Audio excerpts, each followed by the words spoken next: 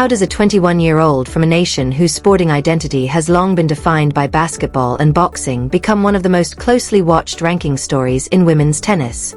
Not with a single miracle tournament. Not with the kind of deep infrastructure, sponsorship pipelines, or national coaching systems that power traditional tennis powers.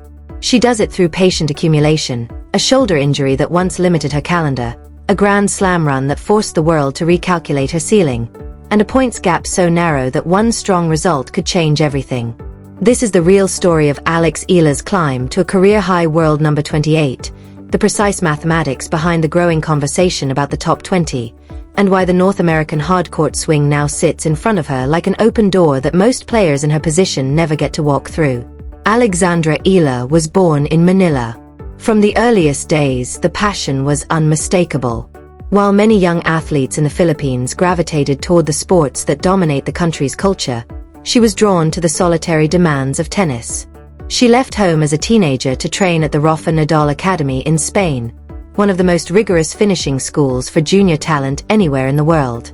There she absorbed the technical discipline, competitive intensity, and daily work ethic that would later sustain her on the professional tour. The junior record already signaled what was possible. At just 14, she captured the Australian Open junior doubles title. Later she added a Roland Garros junior title. The raw talent was never in doubt. The path from junior success to consistent professional results, however, is rarely straightforward, especially for a player emerging from a country whose tennis infrastructure, funding depth, and coaching resources lag far behind those of the United States, Europe, or even some of its Asian neighbors. She did the unglamorous work that rarely makes highlight reels. Challenger events in distant cities. Smaller draws with limited prize money. Ranking points collected one match at a time. In 2023, she cracked the top 200 for the first time. From that moment, the trajectory stayed upward. By 2025, the breakthrough season had arrived in full. She reached the final at Eastbourne, a grass court event that rewards precise timing and mental toughness. As a qualifier, she produced a semi-final run at the Miami Open that announced her to a much wider audience. Reaching the Final Four at a premier mandatory level event as a player still building her resume was a statement. By the end of that year, she sat around world number 50. Another career high and clear proof that the foundation laid in Spain and on the challenger circuit was solid. Then 2026 accelerated the climb. On the Middle East swing, she reached the quarterfinals of the Abu Dhabi Open, a WTA 500 event, falling to world number 11 Ekaterina Alexandrova. That run pushed her into the world's top 40 for the first time in her career. An early exit at the Qatar Open followed, but the setback proved temporary. At Indian Wells, often called the fifth Grand Slam because of its scale, prestige, and the quality of the field, she advanced to the round of 16. The result lifted her to a then-career high of world number 29. Breaking into the top 30 is a significant milestone for any player. For someone from a developing tennis nation with limited resources, limited depth of domestic competition, and the constant pressure of carrying national expectations, it carries extra emotional weight. Miami brought its own unique pressure. The previous year's semi-final meant ranking points that had to be defended. Failure to produce a solid result risked a sharp drop back toward the top 50 or 60, the kind of ranking freefall that can affect seeding, confidence, and future entry into bigger events. Eala responded with another round of 16 appearance that stabilized the ranking, even if the temporary expiry of older points briefly moved her to number 45. The dip was short-lived. The months that followed would push the numbers higher still and set the stage for the conversation that now surrounds her. To understand why the current talk about the top 20 is more than hype or hopeful speculation, the ranking system itself needs to be understood clearly. The WTA ranking is built on a player's best 18 tournament results over a rolling 52-week window. Only those 18 results count. Grand Slams award the largest point totals by a significant margin, followed by WTA 1000 events, then 500s, 250s, and lower-tier challenger or ITF events. Points are distributed according to how far a player advances in each tournament. When an old high-value result ages out of the 52-week window, those points disappear from the total unless the player replaces them with a comparable or better performance at the same event or elsewhere. That is why players and coaches constantly speak of defending ranking points. A deep run last year becomes a liability this year if it cannot be matched. Here is the detail that makes Eala's current position unusually favorable, and the reason analysts keep returning to the same opportunity. Last year, a left shoulder injury limited her participation in the North American hardcourt swing. She managed only a first-round exit at the National Bank Open in Toronto, collecting just 10 points. She also reached a quarter-final at an ITF 100 event and earned 25 points. Neither result entered her best, 18 total, because she already held stronger scores from other tournaments. At the US Open, she reached the second round and earned 70 points. Because Grand Slam results automatically count toward the ranking total regardless of the best 18 threshold, those 70 points remained locked in. The practical consequence is straightforward and powerful. This year, across the entire North American hardcourt swing of Toronto, Cincinnati, and the US Open, she is defending only 70 points. Most players sitting near her in the rankings are protecting several hundred points from deeper runs the previous season. The asymmetry creates genuine opportunity. Even one solid performance in any of the three events can produce a significant net gain with relatively little downside risk if the result falls short. Wimbledon 2026 supplied the defining performance of her career so far and the moment that turned quiet ranking progress into global conversation. She defeated Renata Zarazua in the opening round, then Maya Joint, and then produced the result that still echoes across the sport: a victory over defending champion Iga Swiatek. Beating a player of Swiatek's caliber on center court is a career-defining achievement for any young player. Advancing to the fourth round before falling to 13th seed Jasmine Paolini lifted Eala to a new career high of world number 28.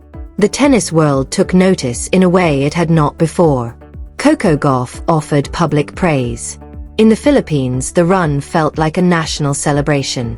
A country whose sporting identity had for generations centered on basketball courts and boxing rings suddenly had a tennis player competing, and winning, on the sport's most storied grass.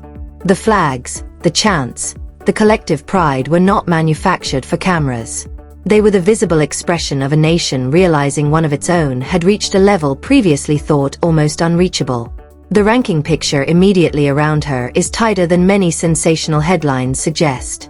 Credible reporting places her points total in the approximate range of 1,666 to 1,690, depending on the exact weekly update. Nearby sit Anastasia Potapova at world number 28 with 1,667 points, Emma Navarro at number 27 with 1,674, and Barbara Krejcikova at number 26 with 1,679. The gaps are measured in single digits or low double digits. A single deep run can leapfrog multiple players in 1 week. Multiple reputable outlets, including the Manila Times and Tennis 365, have described the distance to the top 20 as surprisingly narrow. A strong showing at a WTA 1000 event could realistically push her into the top 25 and potentially the top 20 itself. Claims of a 600-plus point mountain do not align with the official numbers. The underlying opportunity, however, is entirely real and grounded in the ranking mathematics. The upcoming calendar makes the arithmetic concrete and immediate. Eala will contest the National Bank Open in Toronto, the Cincinnati Open, and the US Open. Last year at Flushing Meadows, she recorded her first Grand Slam main draw victory, coming from behind to defeat Clara Tauson. That breakthrough still carries symbolic weight. This time her ranking positions her for a seeded entry into the main draw and potentially more favorable early round matchups. Because she defends only 70 points across the entire swing, any meaningful result improves the total. A semi-final at a WTA 1000 event is worth 195 points. A final is worth 325. A title is worth the full 500. Adding any of those figures to her current base of roughly 1,666 to 1,690 makes the top 20 threshold, generally estimated in the 2,200 to 2,400 point range depending on the week, mathematically reachable. That is why her brother, Eala, stated publicly that a top 20 finish by the end of the year is realistic. The view is not limited to family optimism. It is shared by analysts and journalists who cover the tour week in and week out, and who have watched the points accumulate with unusual clarity. Step back from the immediate numbers, and the larger pattern of her career becomes even clearer. Eala never gambled everything on a single tournament or a single surface. She built the ranking match by match, event by event, season by season. She absorbed the frustration of injuries, the disappointment of early exits, and the constant pressure of representing a nation that had rarely seen one of its own compete at this level.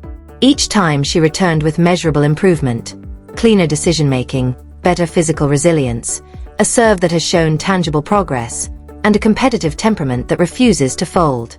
Now she enters one of the most consequential stretches of her young career, with the entire Philippines and a rapidly growing international audience watching every point. The hard courts of Toronto, Cincinnati, and New York are not unfamiliar territory. They are the surface on which she first announced herself to the Grand Slam stage, and the surface on which her aggressive baseline game has historically translated most naturally. If the momentum continues through this swing, she will not only set a new career-high ranking, she will etch a permanent line into Philippine tennis history that future generations will measure themselves against. The question is no longer whether the talent is real or whether the ranking progress is sustainable. The question is whether the next 3 weeks will convert mathematical opportunity into the ranking leap that has been possible since the moment she walked off center court at Wimbledon. Will Eala crack the WTA top 20 by the end of the year? The numbers say the door is open wider than it has ever been for a Filipino player. The tennis she produces in the coming weeks will decide whether she walks through it. The story is still being written in real time. Every match in Toronto, every result in Cincinnati, every round at the US Open will add another data point to a career that has already rewritten what is considered possible for Philippine tennis. The underdog narrative remains powerful, but it is no longer the only narrative. Consistency, ranking intelligence, and the rare gift of defending almost nothing while competing in the sport's biggest hard-court events have created a moment of genuine possibility. For a player who left home as a teenager to train in Spain, who ground out points on the challenger circuit, who absorbed a shoulder injury and returned stronger, and who produced the biggest win of her life on the most famous court in tennis, the next chapter is not about proving she belongs. It is about how high she can climb while the window is open. If this deep look at ranking mathematics, underdog resilience, national pride, and a career built brick by brick resonated with you, make sure you are subscribed to Tennis Diaries. Turn on notifications so you never miss an update as the North American swing unfolds match by match. Drop your prediction in the comments right now. Will Eala finish the year inside the WTA top 20 or not? And stay with us. The numbers are real. The opportunity is real. The tennis is about to begin, and we will be tracking every point of the climb.